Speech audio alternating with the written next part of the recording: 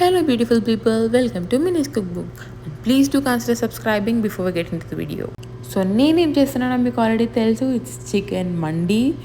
Do try this at home. అందరు అనుకుంటారు రెస్టారెంట్లో ఉన్నట్టు మనకి ఇంట్లో చేసుకోవడం కష్టమని, బట్ గైస్ నేను చెప్పినట్టు చేస్తే మీకు రెస్టారెంట్ స్టైల్ కూడా ఇంట్లో చాలా ఈజీగా వచ్చేస్తుంది. Do try it out and thank me later in the comment section. Let's get into it. So first chicken తీసేసుకొని దానికి మంచిగా కాట్లు పెట్టుకొని, దాని తర్వాత నేనేం చేస్తున్నా అంటే దీంట్లో కోసం ఒక మసాలా తీసుకుంటున్నాను. సో ఈ మసాలా స్క్రీన్ షాట్ తీసుకోండి, సో దట్ మీరు మర్చిపోకుండా ఉంటారు. ఇది వచ్చేసి నేను 5 మెంబర్స్కి చేస్తున్నానండి, అందుకే నేను ఇంత క్వాంటిటీ ఆఫ్ మసాలా తీసుకుంటున్నాను. మీరు ఒకవేళ తక్కువ మెంబర్స్కి చేసుకుంటే మాత్రం దీంట్లో కొంచెం తగ్గించేసుకోండి. ఇంత వేసుకుంటే మీకు చాలా ఓవర్ మసాలా అయిపోతుంది. సో ఇదంతా పౌడర్ చేసేసుకున్నాం కదా, దీంట్లో నుంచి మీరు ఏం చేయాలంటే ఒక 3/4 ఆఫ్ ద మసాలా తీసి పక్కన పెట్టేసుకోవాలి ఇంకొక బౌల్లో వేసుకొని.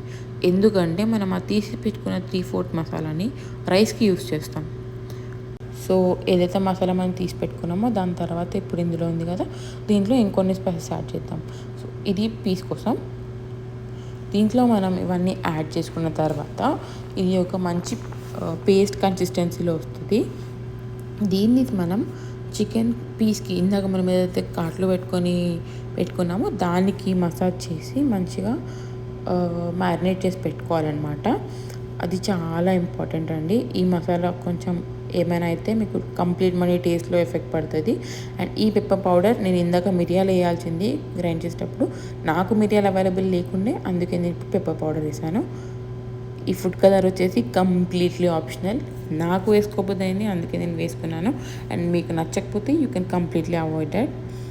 ఈ పేస్ట్ వచ్చేసి ఖచ్చితంగా ఈ కన్సిస్టెన్సీలో ఉండేలా చూసుకోండి, ఎందుకంటే ఇది చాలా ఇంపార్టెంట్ స్టెప్ మనకి హోల్ మండీ ప్రాసెస్లో. ఓకేనా? ఎప్పుడైనా కానీ చికెన్ చాలా బాగుండాలంటే మ్యారినేషన్ చాలా కరెక్ట్గా ఉండాలి. మనం పీస్కి ఎంత మసాలా ఎలా పూస్తున్నాం అనేది కూడా కౌంట్ అవుతుందండి. ఎందుకంటే మసాలా బాగా పట్టుకుంటేనే చికెన్ టేస్ట్ అనేది ఎన్హాన్స్ అవుతుంది. అండ్ మండి మనం ఎప్పుడైనా తిన్నప్పుడు కూడా పీస్ అనేది ప్రైమరీ, రైస్ అనేది సెకండరీ. రైస్ పైన ఎప్పుడు కానీ ఒక ఇంప్రెషన్ రాదు. మండి బిర్యానీ విషయంలో రైస్కి మనం ప్రయారిటీ ఇస్తాం, బట్ ఇక్కడ వచ్చేసి మెయిన్గా పీస్ ఉంటుంది మండి విషయంలో. సో మంచిగా మ్యారినేట్ చేసుకొని ఈవెన్గా స్ప్రెడ్ చేసుకోండి మసాలా. మొత్తం అయిపోయిన తర్వాత కూడా ఒకసారి పీస్ తిప్పి చూసుకోండి. ఒకవేళ మీకు ఎక్కడన్నా కోటింగ్ తక్కువ ఉంది అనిపిస్తే మళ్ళీ ఈవెన్గా స్ప్రెడ్ చేసుకొని మళ్ళీ చేసుకోండి. బట్ ఈవెన్గా స్ప్రెడ్ అయ్యి మంచిగా ఉండడం మాత్రం పర్ఫెక్ట్గా చూసుకోవాలి ఎవ్రీ ప్లేస్లో. అండ్ దీన్ని ఇప్పుడు మనం ఫ్రిడ్జ్లో పడేద్దాం.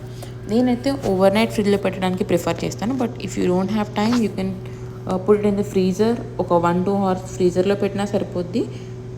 It's up to you. Marination process ఎలాగో అయిపోయింది కాబట్టి ఇప్పుడు కుక్ చేసేద్దాం ఇంకా. సో ఒక స్టీమ్ పాట్ తీసుకోండి, or else you can even take idli పాత్ర ఒకవేళ ఈజీగా ఇంట్లో చేసుకోవాలనుకుంటే. నేనైతే స్టీమ్ పాట్ తీసుకున్నాను. దీంట్లో నేను ఏం చేస్తున్నానంటే ఈ పీసెస్ని ఇలా అరేంజ్ చేసి పెట్టుకొని కింద వాటర్ వేసేసుకొని ఒక 1 liter వాటర్ పోసుకున్నాను 2 pieces-కి. ఇలా మనం దీన్ని స్టీమ్ చేసుకుందాము. నాకు ఒక సైడ్ 20 minutes, ఇంకో సైడ్ 20 minutes, 40 minutes-కి ఇలా ఉడికిపోయింది.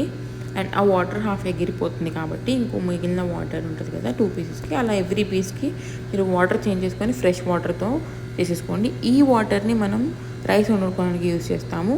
ఈ వాటర్ వల్లనే మనకి రైస్కి మెయిన్ ఫ్లేవర్ వస్తుంది.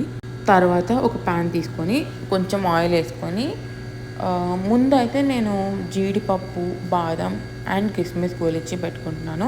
సో లాస్ట్కి గార్నిషింగ్కి యూజ్ చేయాలి, బట్ ఫస్ట్ చేస్తే కొంచెం మంచిగా ఆయిల్లో ఫ్రై అవుతాయి కదా అని చెప్పేసి నేను ఫస్ట్ చేస్తున్నాను.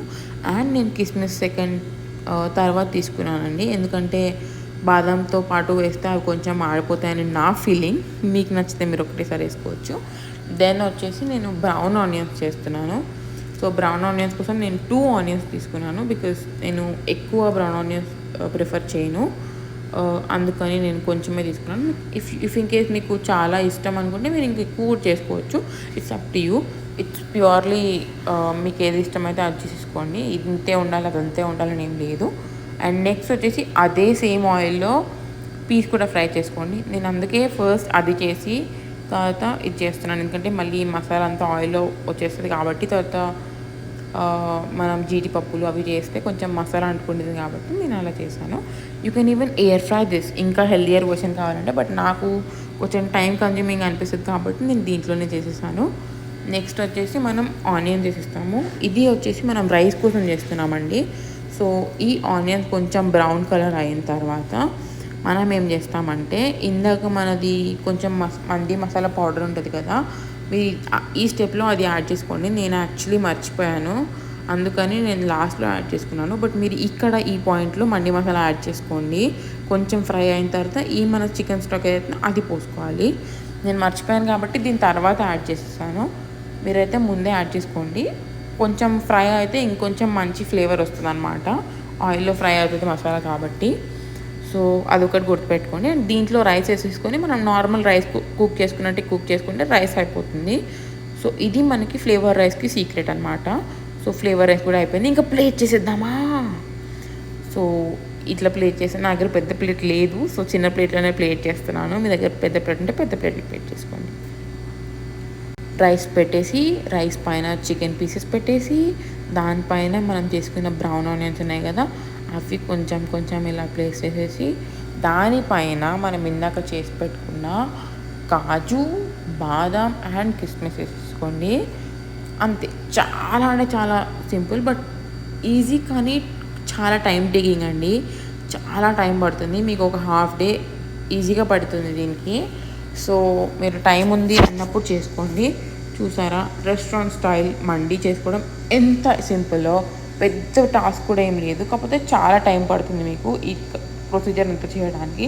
ఒక 3-4 మెంబర్స్ ఉన్నారనుకో చాలా ఈజీ అయిపోతుంది. And look at the piece, ఎంత టెండర్గా మంచిగా ఉడికిపోయిందో. అట్లా నాకు 40 minutes పట్టింది. మీ పీస్ని బట్టి మీరు టైం చూసుకోండి. And look at the rice guys, ఎంత బాగా వచ్చింది, ఫ్లేవర్ఫుల్గా, సేమ్ రెస్టారెంట్ స్టైల్ టేస్ట్ ఉంటుంది. Please do like, share and subscribe. And thank you for watching.